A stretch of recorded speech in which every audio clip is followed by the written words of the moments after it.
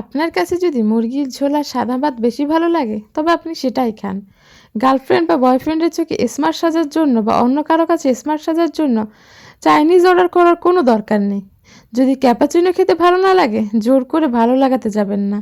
আপনি টঙের দোকানে দুধ চাই খান, কোনো দ্বিধা ছাড়াই দুধ চায়ের ছবি তুলে ফেসবুকে আপলোড করুন। হ্যালো এভরিওয়ান, আসসালামু আলাইকুম, ওয়েলকাম টু স্মৃতিস ডায়েরি। আপনার গেম অফ থ্রোনস ভালো লাগে না, আপনি ডার্ক ফ্যান্টাসি বোঝেন না, আর্ট ফিল্ম দেখতে আপনার বিরক্ত লাগে, আপনি দেখবেন না। আপনার কবিতা পড়তে ভালো লাগে না, পড়বেন না।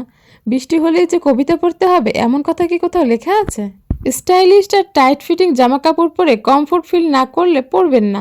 ঢিলাঢালা জামা কাপড় পরে বের হন। সবাই স্টাইলিশ জামা কাপড় পরলে আপনাকেও পরতে হবে এমন কোনো কথা নেই। যারা আপনার ভিতরটা না দেখে গায়ের কাপড় দিয়ে আপনাকে বিচার করে তাদের সাথে মেলামেশা না করাই ভালো আপনার জন্য। অন্যের চোখে নিজেকে ড্যাশিং প্রমাণ করার জন্য নিজের উপর কিছু চাপিয়ে দেবেন না, নিজের উপর অত্যাচার করবেন না। ক্যাপাচিনো পছন্দ না করলে যে সার্কেলে আপনার ইজ্জত থাকে না, game of Thrones, dark fantasy, BTS না দেখলে যে সার্কেলে আপনি খ্যাত বলে পরিচিত হন, ট্রেন্ডি স্টাইলে না চললে যে সার্কেলে আপনি আতেত বলে উপাদিত হন, ওইটা টক্সিক সার্কেল। ওখান থেকে বের হয়ে আসুন।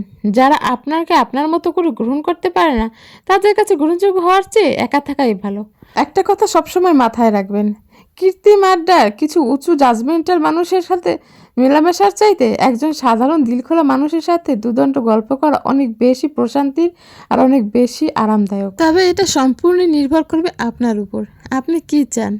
কৃত্রিম আড্ডায় কিছু বিত্তশালী বন্ধুদের সাথে সময় কাটানো, নাকি নির্মল বাতাসে একটি সাধারণ মানুষের সাথে সময় কাটানো যার কাছে মন খুলে সব কথা বলা যায়। তবে আমার কাছে প্রশ্ন করা হলে আমি বলবো সাধারণভাবে চলাফেরা করা।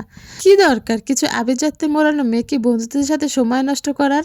এর থেকে আমার ওই বন্ধুই ভালো যে আমার মন বুঝবে, আমার কথা বোঝার চেষ্টা করবে, আমার সাথে দুদণ্ড এক জায়গায় নির্মল বাতাসে বসে আমার কথা শুনবে, আমার সাথে কথা বলবে, আমাকে বোঝার চেষ্টা করবে। তার মধ্যে থাকবে না কোনো দ্বিধাহীনতা, থাকবে না কোনো মেকি কোনো চিন্তা ভাবনা। 2 দিনের এই দুনিয়ায় আমরা তো সব কিছুতেই ভেজালের মধ্যে পড়ে আছি। খাবার দাবার বলেন, পরিধানের বস্ত্র বলেন, সব কিছুতেই কেমন যেন ভেজাল ঢুকে গেছে। অন্তত বন্ধু নির্বাচনের ক্ষেত্রে একটু সচেতন হই, সেখানে অন্তত ভেজাল না করি। তো কথা বলতে বলতে আজকে তো সংসারে টুকিটাকি কাজকর্ম দেখিয়ে দিলাম। ফ্রেঞ্চ ফ্রাই করেছিলাম ছেলের জন্য। তারপরে ভাবলাম এই শাঁসটা আজকে বাজার থেকে কিনে এনেছি, ভাবলাম এটাতে চিতই পিঠা বানিয়ে দেখি হয় কি না, সেজন্য ফ্রাই করছিলাম চিতই পিঠা। দেখলাম ভালোই হয়, মাঝে মাঝে করে খাওয়া যাবে।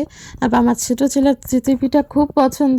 আসলে ছেলেদের আবদারে অনেক কিছু অনেক সময় করতে হয়, না পারলেও চেষ্টা করতে হয়। তো সবাই ভালো থাকবেন, সুস্থ থাকবেন, স্মৃতিস ডায়েরির পাশেই থাকবেন। আজ এই পর্যন্তই, ধন্যবাদ।